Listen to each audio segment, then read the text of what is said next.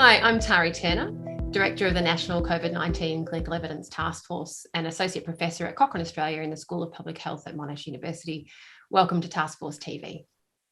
I'm recording this today on the land of the Bunurong people, and I'd like to start by paying my respects to their elders, past, present and emerging.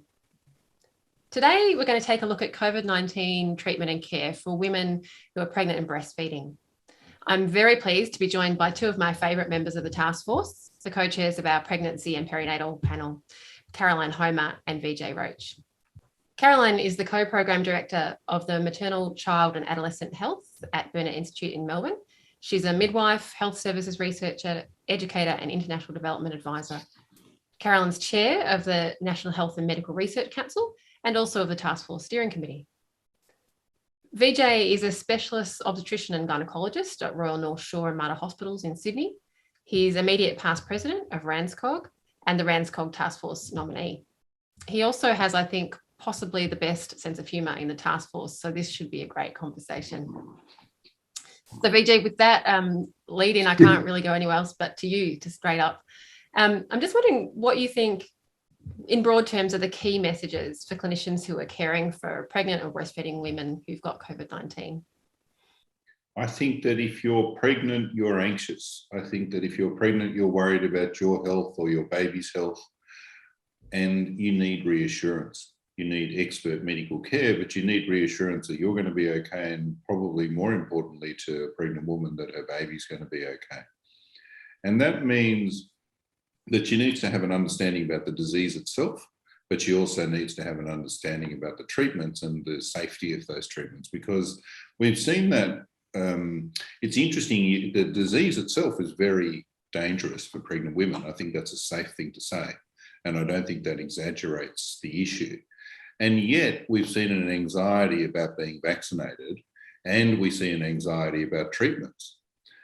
And so it's quite interesting how people have that misperception that being treated for something could be worse than the disease itself.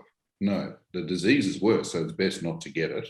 And if you do get it, then it should be treated and treated effectively. And of course, that's the responsibility of the task force. The task force has been to look at all of these medications and to look at all the data that surrounds them, and then be able to give that reassurance to pregnant women and their families. Caroline, anything to add in terms of key messages for clinicians caring for women who are pregnant or breastfeeding with COVID? Thanks, Tari. I mean, I agree with Vijay completely about the anxiety, and I guess that clinicians also have that anxiety. So it's women, their partners, their families, and their providers as well. So what I think one of the great things about the task force and the recommendations is that they're all there for everyone to look at, and they're all updated very often. And this is such a fast-moving space. And what you read a week ago or a month ago or last year when you had a pregnant woman in your service with COVID isn't going to be the same today. So I think the COVID experience with pregnant women, and I guess with all people who get COVID, the sort of the immediacy of the internet really has come to light, that we can upload guidelines, recommendations, and these can be changed and updated really quickly. So I think it's easy to feel really overwhelmed with the amount of information, but hopefully the task force website will be a really one-stop shop. Just one other thing on key messages, and I think Vijay's absolutely right. There's been this hesitation around vaccination, and we've now been vaccinating pregnant women for, 14 months, something like that. It's quite a long time. There really is no evidence that vaccination causes problems to the mother, to her baby, to her partner, to anyone in their community. So vaccination really makes a difference, and particularly around pregnancy. So a key message from me is, at every opportunity when you care for pregnant women or breastfeeding women, to have the conversation about vaccination. Great, thank you. I was going to jump in and say that the other strength, the thing that pregnant women want is that reassurance, that the information that they're getting is information that can be trusted. And I think that is the strength of the Clinical Evidence Task Force. is that it's multidisciplinary. It's considered that pregnant women can feel, actually, I would say, sure that the information that they are getting is the highest level of evidence that is available.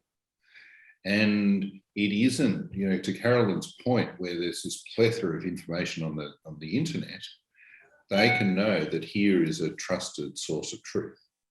And I think that that's really important when there are so many ways in which a pregnant woman can get her information. And again, to Carolyn's point, is that clinicians can also have a single voice of truth as well, because often information comes from so many different directions and you're not quite sure who to take it from. Well, the beauty of the pregnancy and perinatal panel is that it's distilling it all for you.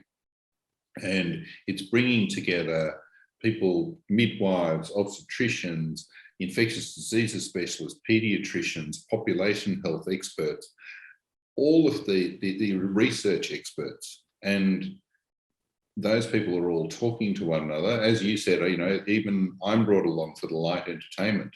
And if you put all that together, then it means that a pregnant woman can feel confident and the clinicians caring for her can feel confident in the information that comes out of the Clinical Evidence Task Force.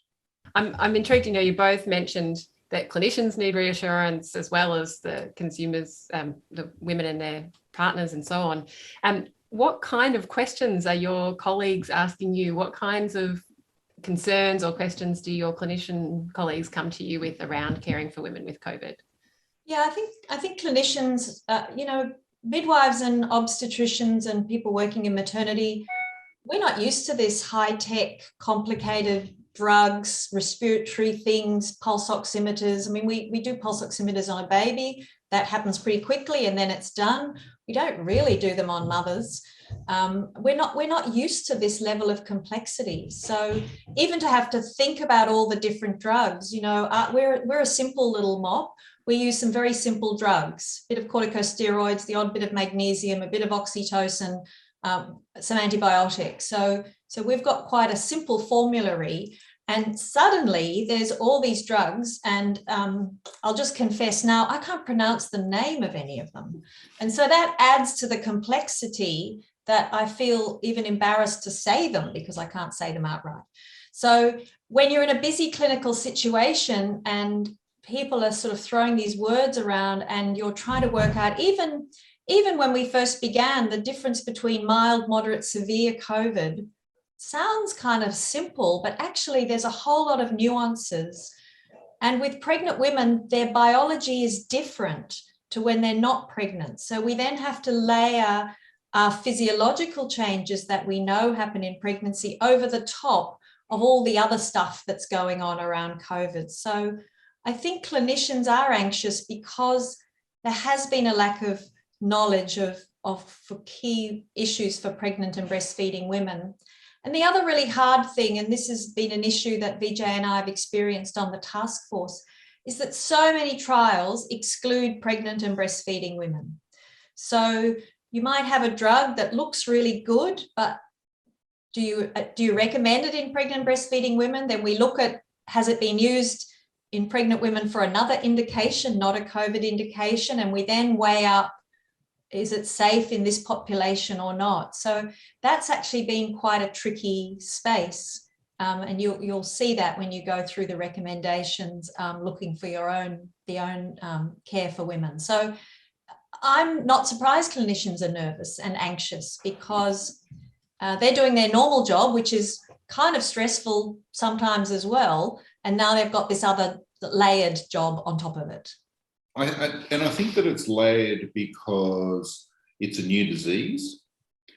So therefore, it's important to draw on a lot of the principles that we know from other diseases. And I think that that's important. And I think that that sometimes gets lost in the discourse, which is we feel much more confident about influenza or other respiratory conditions. We should take some comfort from that and our knowledge of that, but recognising that COVID has its own severity and maybe its own specificity, and also that there has been a whole lot of new ways of treating things that we maybe haven't used because we haven't had to address it on the scale that we've had to with COVID before.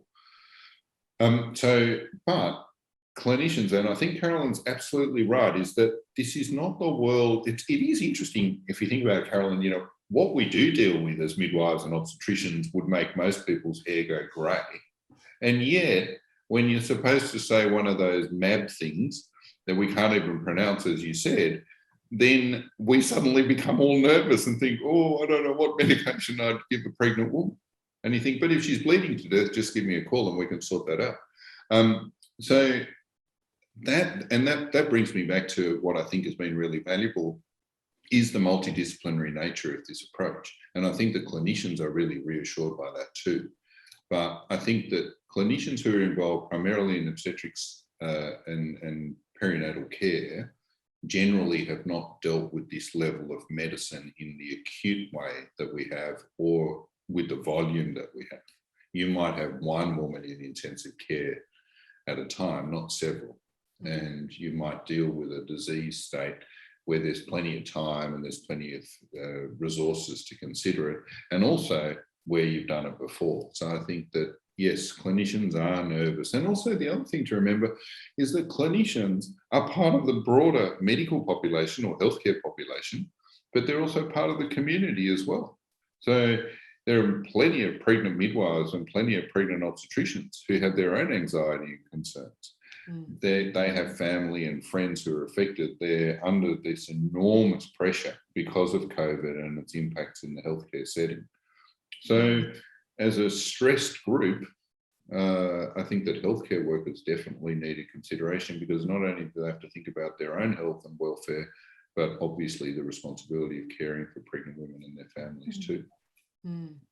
Yes, I think one of the great things is that multidisciplinary in the task force means really multidisciplinary. And so it's respiratory medicine, it's cardiologists, it's sleep studies, it's rehab medicine, it's everybody who's in the mix. And I think that's a real strength of the task force, that we as maternity care providers have been able to draw on all of that knowledge of things that other providers think is pretty everyday. For us, is not every day, but it's really helpful to have those conversations about managing it and making it a bit more everyday for us. I like how you've both kind of highlighted that we're caring for women who have COVID, but we also are maintaining, you know, that level of care around the other elements of their pregnancy and childbirth, delivery, and so on.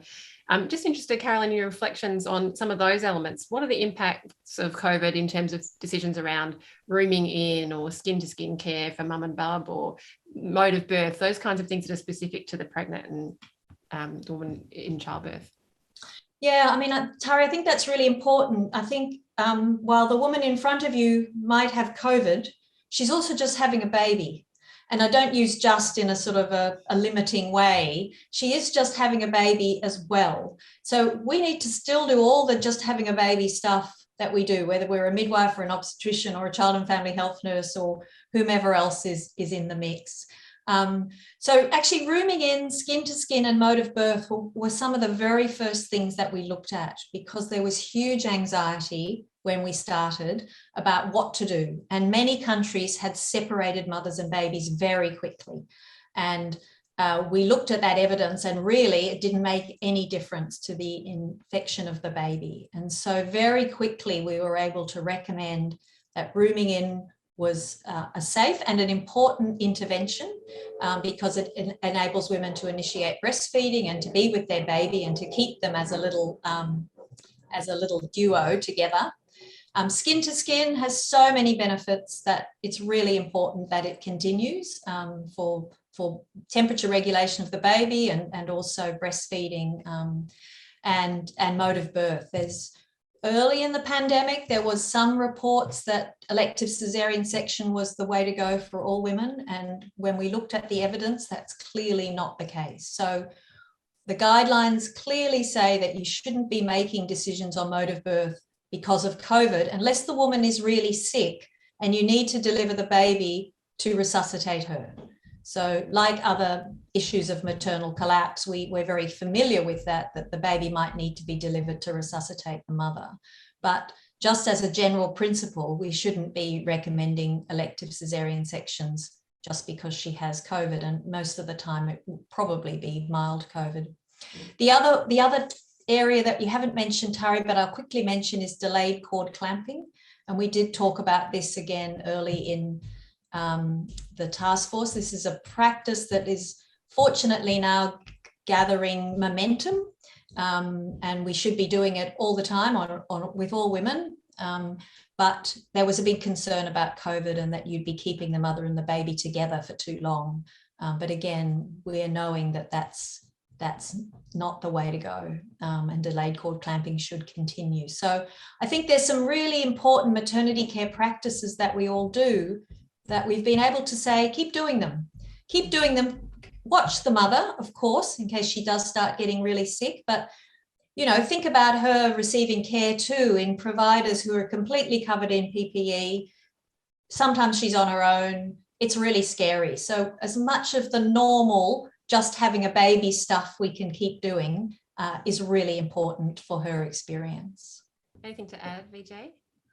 Well, I think that's where midwives and obstetricians can contribute to this discussion in a completely different way, because the world that we live in is in caring for people through a normal process, through a significant life event.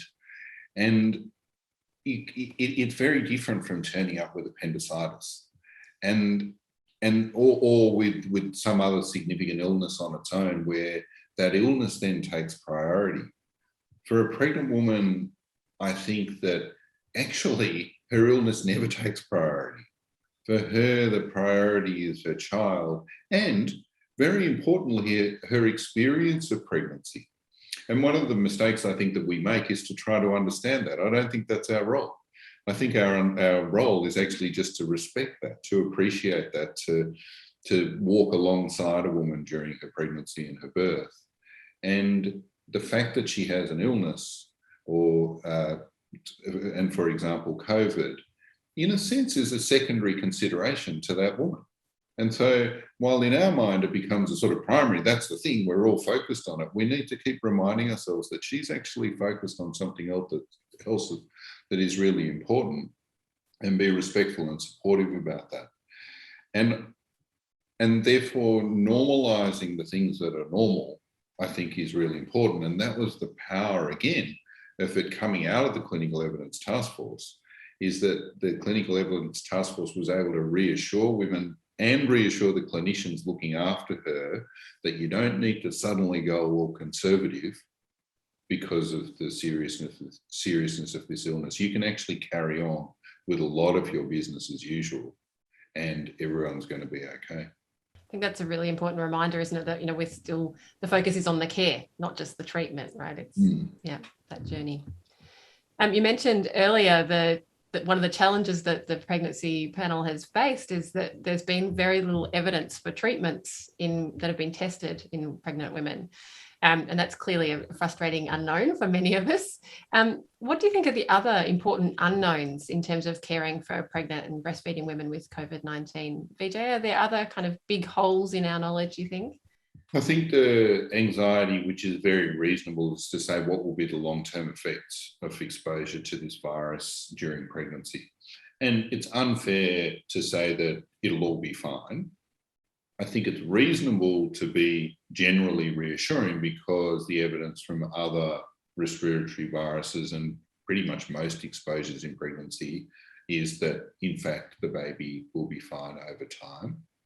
But I think that it's really important that the work of whoever's doing the research or the observation continues in the short term and for the very long term, so that we can monitor the impact of the disease as well as the treatments, for which we can only have short-term data. And that's nobody's fault, that's just a fact. But I think it's incumbent on us to continue to keep an eye on the information as it becomes available. Caroline, thoughts from you about what the big unknowns are? Yes, I agree with that. I think one of the things we haven't seen a lot of data on is long COVID in women postpartum. And so the other, and that sort of fits in. So if a woman has COVID early in her pregnancy, what should we be worrying about later on? And if a woman has COVID later in her pregnancy, what's the longer term? So that's sort of, because pregnancy is a 9-month experience, and women can contract COVID at any time along that time frame, does that make a difference to the longer term impacts for her and her family? So I think that's something we could explore a little bit more. One of the other issues, and this is for other issues in the task force, is what's the impact of vaccination on treatment? So we talk a lot about treatments and recommending treatments for people with particular COVID at particular times or at particular levels of severity, but we don't really know if you add a layer of vaccination, is that still needed? And so particularly around pregnancy, when we're worried about not giving women treatments unnecessarily, if they are fully vaccinated, could we get away with not doing some things? And that would be really neat to know, because it would be, I think, helpful for women making choices about vaccination, but it would also be really helpful for clinicians to be advising women about, you're fully vaccinated, you're okay, we don't need to do this treatment on you, we don't need to offer you this treatment. So I think for me, some of those are important. And one last one is, and it's sort of direct impacts of COVID as well as indirect, is what's going to happen. You know, we've got a generation of women who've given birth in this time, both with COVID and without COVID. But the ones without COVID have also been impacted by all the changes, to antenatal care, support changes, difference in intrapartum care, changes postnatally, changes around support when they go home. We really don't know the long-term impact of that for now in Australia, 2 years of women giving birth. And I think that's a really important area. I sort of feel there's a bit of post-traumatic stress out there that we may not have seen the fully effects of, and that's for women with COVID and without COVID. Caroline, that makes me actually think there may be a responsibility of the pregnancy and perinatal panel which we have not taken on, because everyone gets focused on drugs, is, you know, what is the impact of treatment that involves a social worker, that involves debriefing, that, you know, and we do talk about that, admittedly midwives more often than obstetricians, but we do talk about that as part of a treatment plan. But we haven't really included that in our discussions, both prospectively, as in if we're going to treat someone, what can we do to improve their outcome? And as you said, when we're following it, looking forward. So I think that's something we should actually take back to the panel and to the task force, and to say that at least in our world, we want that to be included as something currently as well as going forward. I think we need a lot more thought around interventions to address the mental health issues that come from having COVID and being very sick, or not even being very sick, but having COVID and being pregnant, the anxiety that's around that. And of course, then the families who've not had COVID, but have also been impacted by all of the issues in terms of the restrictions in healthcare, the things that they've been able to do or not able to do. So, you know we've had now 2 years of women giving birth in Australia. That's a lot of babies. That's 600,000 babies in Australia have been impacted by COVID. They may not have had COVID, or their mothers may not have had COVID, but 600,000 women and families have been impacted by COVID. That's a lot. What interventions should we be putting in place for the next 600,000 to make sure that the mental health issues that we are potentially seeing or going to see are mitigated and are addressed? Certainly sounds like there's a fair bit of work for the pregnancy and perinatal panel for the foreseeable future, as well as for many researchers and clinicians. I'd like to say thank you very much, Caroline and Vijay, for giving us your time today. We're very grateful for that, and for your wider contributions to the task force. And I hope that our viewers and listeners have enjoyed today's show. If you've got questions you'd like experts like Vijay or Caroline or others to answer, please continue to send them through. Share this show with your clinical colleagues, and look out for our next episode of Task Force TV. But I'll sign off for now. Thank you, everybody.